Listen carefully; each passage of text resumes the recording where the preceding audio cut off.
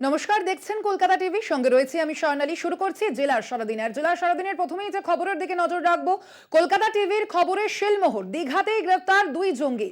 আদালতে জানালো এনআইএ 3 দিনের ট্রানজিট রিমান্ড দুই জঙ্গির। ধৃতদের মধ্যে একজন বিস্ফোরণের মূল চক্রী এবং অন্যজন ক্যাফেতে আইইডি রাখে। ধৃতদের থেকে বৈদ্যুতিন নথি, মোবাইল ফোন, সিম বাজেয়াপ্ত করা হয়েছে ইতিমধ্যেই, এমনটা জানানো হয়েছে। তার পাশাপাশি বিশেষ আদালতে এমনটাই এই তথ্য দিয়েছে এনআইএ। আপনাদের জানিয়ে রাখি, দীঘায় গ্রেফতার দুই জঙ্গি।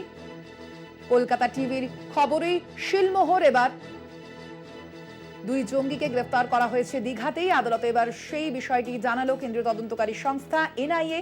3 দিনের ট্রানজিট রিমান্ড সহ দুই জঙ্গির।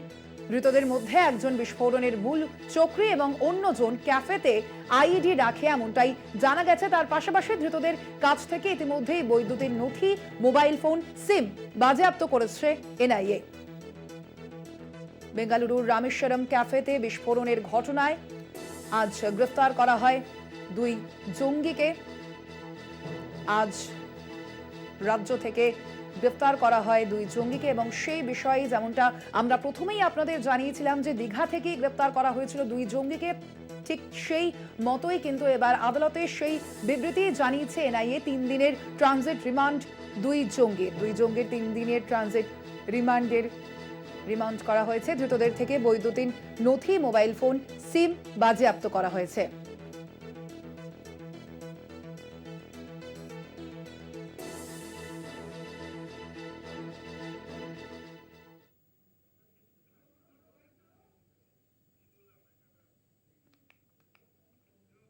জঙ্গি গ্রেপ্তারিতে কলকাতার চোখ। 13 থেকে 14 মার্চ কলকাতার হোটেলে ছিল এই দুজন, এমনটাই সূত্র মারফত জানা গেছে। তার পাশাপাশি জাল আধার কার্ড দিয়েই হোটেলে ছিলেন সেই দুজন, এমনটাই জানানো হয়েছে। হোটেলের নথিতে কর্ণাটকের ঠিকানা ছিল। জুসা শাহনওয়াজ ও আনমোল কুলকার্নি নামে পরিচয় দিয়েছিলেন তারা এবং সেই পরিচয় দিয়েই কিন্তু জাল আধার কার্ড দিয়েই হোটেলে ছিলেন এই দুই অভিযুক্ত। হোটেলের নথিতে কর্ণাটকের ঠিকানা দেওয়া হয়েছিল, এমনটাই জানা গেছে সূত্র মারফত। জঙ্গি গ্রেফতারিতে কলকাতা যোগ। 13 থেকে 14 মার্চ কলকাতারই একটি হোটেলে ছিল এই দুজন অভিযুক্ত। জাল আধার কার্ড দিয়ে হোটেলে থেকেছিলেন তারা এবং হোটেলের নথিতে কর্ণাটকের ঠিকানা দেওয়া হয়েছিল। জুসা শাহনওয়াজ ও আনমোল কুলকার্নি নামে পরিচয় দিয়েছিল তারা এবং তারপরই সেই জাল আধার কার্ড দেখিয়েই কিন্তু হোটেলে ছিলেন সেই দুজন অভিযুক্ত।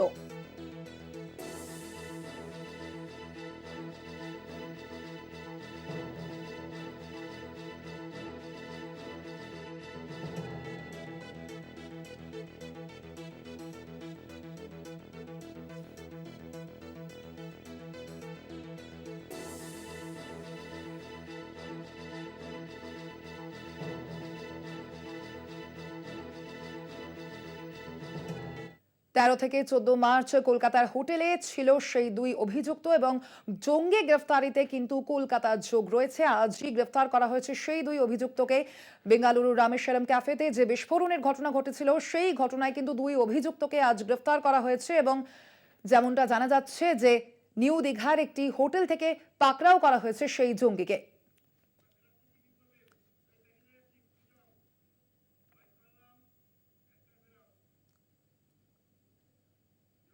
বেঙ্গালুরুর রামেশ্বরম ক্যাফে বিস্ফোরণ কাণ্ড। বাংলা থেকে গ্রেফতার দুই অভিযুক্ত জানিয়েই তুঙ্গে তরজা। রাজ্য সরকারকে নিশানা শুভেন্দু অধিকারীর। পাল্টা কেন্দ্রকে তোপ দেখেছেন মুখ্যমন্ত্রী মমতা বন্দ্যোপাধ্যায়। এক্স হ্যান্ডেলে পোস্টে সরব কুণাল ঘোষ, অমিত মালব্য। ধৃতদের জঙ্গি যোগ জিজ্ঞাসাবাদ তদন্তকারীদের। পয়লা মার্চ ভিড়ে ঠাসা বেঙ্গালুরুর রামেশ্বরম ক্যাফেতে বিস্ফোরণ। পশ্চিমবঙ্গ আন্তর্জাতিক অপরাধী জঙ্গি, তাদের একটা মুক্তাঞ্চল, এটা বারে বারে প্রমাণ হয়েছে। মানে রাষ্ট্র বিরোধী একটি রাজ্য সরকার থাকার জন্য তাদের পুলিশকে কার্যত পার্টির ক্যাডারে পরিণত করে পুলিশের যে নিজস্ব ফাংশনিং আছে সেটা করতে না দেওয়ার কারণে পশ্চিমবঙ্গের আজকে এই অবস্থা হয়েছে। 12 এপ্রিল, প্রায় 1.5 মাস পর বেঙ্গালুরুর রামেশ্বরম ক্যাফেতে বিস্ফোরণের ঘটনায় বাংলা থেকে গ্রেফতার দুই অভিযুক্ত। ধৃত আব্দুল মাতিন তাহা ও মুসাফির হোসেন সাজিব। জানিয়েই শুরু হয়েছে রাজনৈতিক তরজা। আজকে আসার আগে শুনলাম ওদের একটা ছেলে আছে। আমরা বলি বেশি ফোড়ং কাটে, ফোড়ংবাজ বলেছে ব্যাঙ্গালোরে একটা বোমা পড়েছিল, লখনৌও কর্ণাটকের, আমাদের এখানকার নয়।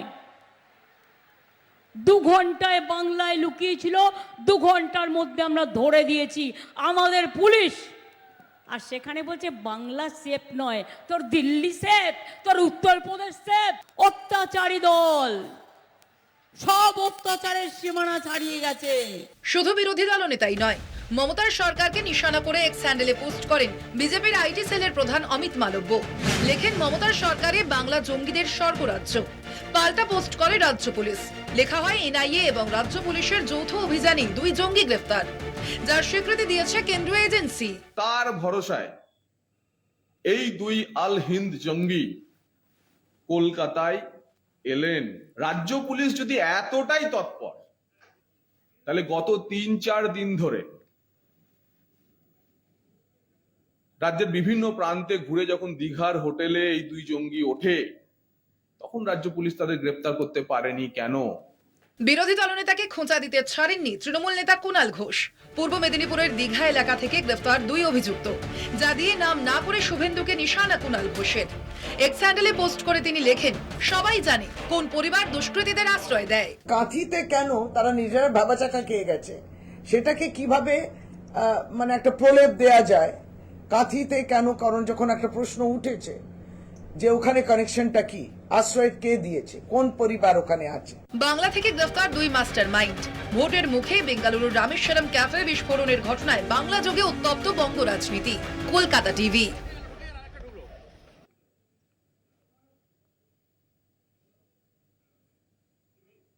উত্তরবঙ্গে ঝড়ে ক্ষতিগ্রস্তদের বাড়ির টাকা দেওয়ার ঘোষণা মমতা বন্দ্যোপাধ্যায়ের।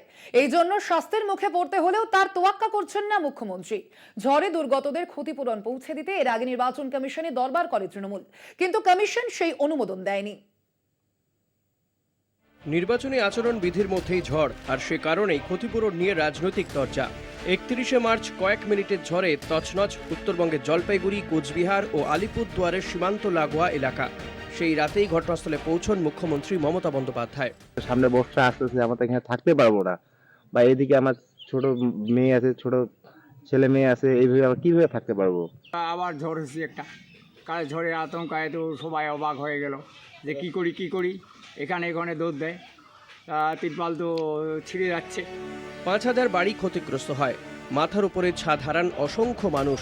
দুর্গতদের কাছে ক্ষতিপূরণ পৌঁছে দিতে নির্বাচন কমিশনে দরবার করে তৃণমূল। রাজ্যপালকেও দেওয়া হয় চিঠি। কমিশন যদিও ক্ষতিপূরণ পৌঁছে দেওয়ার অনুমতি দেয়নি। নতুন বাড়ি তৈরির ক্ষেত্রে রাজ্যকে পারমিশন ইলেকশন কমিশন দিচ্ছে না। এরা বাংলা বিরোধী নয় তো কারা বাংলা বিরোধী? এরকম পরিস্থিতিতেই মমতার ঘোষণা, বাংলা প্রশাসনই দুর্গতদের কাছে প্রয়োজনীয় ক্ষতিপূরণ পৌঁছে দেবে। ডিজাস্টার ম্যানেজমেন্টের একটা সিস্টেম আছে, জুলাই মাসে নতুন হয়েছে। প্রশাসন দেবে, আমিই দেবো না, প্রশাসন দেবে, আমাদেরই সরকার দেবে। 20,000 টাকা যারা পেয়েছেন প্রশাসন তাদের আবার 40 দেবে। তাহলে প্রথম কিস্তি 60 হয়ে গেল, আর 60,000 দ্বিতীয় কিস্তিতে পাবেন। অর্থাৎ 1,20,000 টাকায় প্রশাসন আপনাদের কাছে পৌঁছে দেবে। মনে রাখবেন, ঘর তৈরি করতে শুরু করুন, জলপাইগুড়ি শুরু করুন, কোচবিহার শুরু করুন, আলিপুরদুয়ার শুরু করুন, কোচবিহার শুরু করুন, যাদের ঘর বাড়ি ঝড়ে ভেঙে গেছে। নির্বাচনী আচরণবিধি চালু হয়ে গিয়েছে। এই পরিস্থিতিতে মমতার ক্ষতিপূরণ ঘোষণায় কি রাজনৈতিক বিতর্ক তৈরি হবে? আমি যেহেতু ইলেকশন চলছে, এমসিসির কোড মেনে বলবো, 8 দিন 10 দিন তো হয়ে গেল, আমি নিজে 9 দিন থেকে গেলাম। তোমরা বাংলার বাড়ির পারমিশনটা দিলে না। যারা মাটির ঘরে থাকে, যাদের ঘরগুলো ভেঙে গেছে, উপড়ে গেছে, তাই আমি আজকে বলে যাই, আমার বিরুদ্ধে কেস করলে করো, গরিব লোকেদের জন্য কাজ করতে গিয়ে আমায় যদি কেস দাও, আমি গর্ববোধ করব, আমি গর্বিত হব। আমাদেরও ডিজাস্টার ম্যানেজমেন্টের একটা সিস্টেম আছে, জুলাই মাসে নতুন হয়েছে। প্রশাসন দেবে, আমিই দেবো না, প্রশাসন দেবে, আমাদেরই সরকার দেবে। শুক্রবারই তৃণমূল কংগ্রেসের এক প্রতিনিধি দল উত্তরবঙ্গের দুর্গতদের সঙ্গে কথা বলেন, যেখানে ভোট আগামী 19শে এপ্রিল। কলকাতা টিভি। জেলার সারাদিনে এখন সময় একটা ছোট্ট বিরতির। ফিরছি বিরতির পর, সঙ্গে থাকুন। ফিরে এলাম যে বিরতির পর। এবার নজর রাখবো যে খবরের দিকে। দক্ষিণ কলকাতার বাম প্রার্থী সায়রা শাহ হালিম তিনি কিন্তু আজ প্রচারে বেরিয়েছেন এবং সেই প্রচারে ইতিমধ্যেই কিন্তু জনসংযোগ সারছেন সায়রা শাহ হালিম। আপনারা জানেন যে আগামী সপ্তাহ থেকেই কিন্তু প্রথম দফায় রাজ্যে লোকসভা নির্বাচন এবং সেই মতোই কিন্তু আজ ভোট প্রচার সারছেন সায়রা শাহ হালিম। এ বিষয়ে আরো বিস্তারিত জানবো, সরাসরি রয়েছেন আমাদের প্রতিনিধি দেবাশিস সেনগুপ্ত। দেবাশিস, আজ এই প্রচারে কতটা সাড়া পাচ্ছেন সায়রা শাহ হালিম? তিনি তার জয়ের ব্যাপারেই বা কতটা আত্মবিশ্বাসী, কি বলছেন তিনি? দেখো, এই মুহূর্তে সায়রা শাহ আলিম তিনি এসছেন 70 নম্বর ওয়ার্ডে। তিনি প্রচার করবেন এবং দেখতেই পাচ্ছেন যে যারা এখানে রয়েছেন এবং তিনি প্রচারের প্রস্তুতি করছে। বিমান বসু তিনি আসবেন, ইতিমধ্যেই এখানে এসে গিয়েছে শতরূপ ছাত্র নেতা, তারাও এখানে এসে গিয়েছেন। মূলত যে ভবানীপুরে এই অঞ্চলটি 70 নম্বর ওয়ার্ড, এই 70 নম্বর ওয়ার্ডটাই তারা কিন্তু সারা সব তিনি পরিক্রমা করবেন এবং মানুষের কাছে যাবেন, ভোট দেবেন। একটা সময় জানিয়ে রাখি যে একটা সময় এই 70 নম্বর ওয়ার্ডটা কিন্তু পৌরসভার ক্ষেত্রে বামেদের দখলে ছিল এবং সেই জায়গায় কিন্তু এইখানে বামের একটা ভোট যেমন আসে, পাশাপাশি এই অঞ্চলে কিন্তু মানে সেখানে নন বেঙ্গলি সম্প্রদায়, গুজরাটি বা প্রচুর মানুষ কিন্তু এই অঞ্চলটা বাস করে এবং প্রত্যেকের কাছে যাচ্ছে। আমরা কথা বলবো এই সায়রা আলিমের সঙ্গে, কিন্তু তার আগে আমরা কথা বলে নেবো শতরূপ আসে, কেন শতরূপের কাছে যাবো। শতরূপ বিভিন্ন জায়গায় ঘুরছে। শতরূপ, তুমি বিভিন্ন জায়গায় ঘুরছো, প্রচার করছো, কিরকম রেসপন্স পাচ্ছ তোমাদের প্রার্থীর ক্ষেত্রে? খুবই ভালো।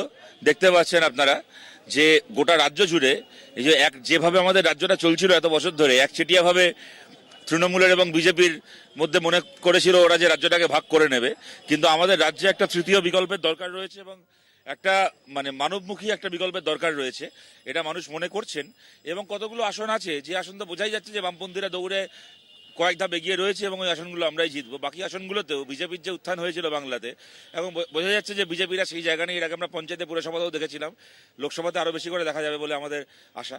সুতরাং আমরা অত্যন্ত উৎসাহিত, যে যা সারা আমরা পাচ্ছি আমরা অত্যন্ত উৎসাহিত। প্রচারের ক্ষেত্রে কোনগুলোকে তোমরা অগ্রাধিকার দিচ্ছ?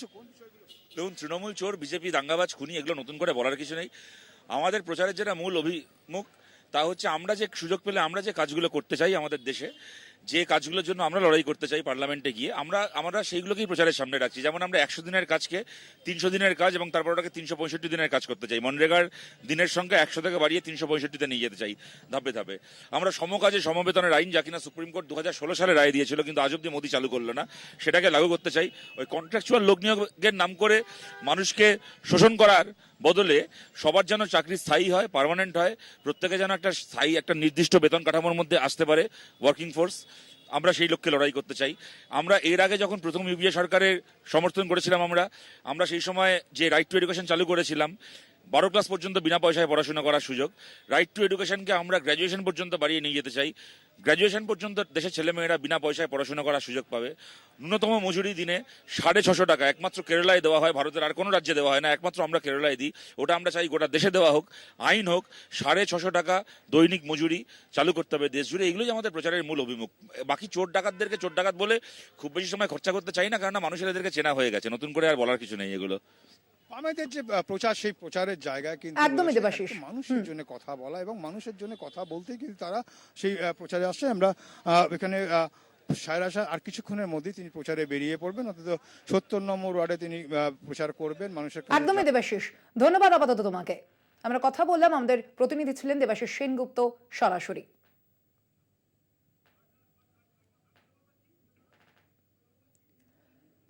ভোট প্রচারে আজ সায়রা শাহ হালিম সেই আজ জনসংযোগ করছেন তিনি। সামনেই লোকসভা নির্বাচন এবং সেই লোকসভা নির্বাচনকে মাথায় রেখেই আজ ভোট প্রচার করছেন দক্ষিণ কলকাতার বাম প্রার্থী সায়রা শাহ হালিম।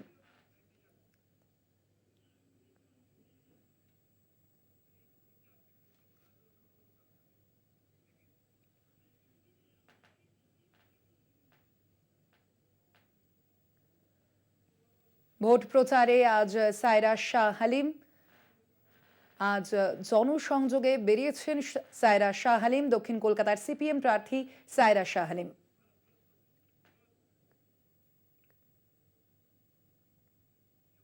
জেলার সারাদিন আজ এ পর্যন্তই। দেখতে থাকুন কলকাতা টিভি, রাত দিন 7 দিন।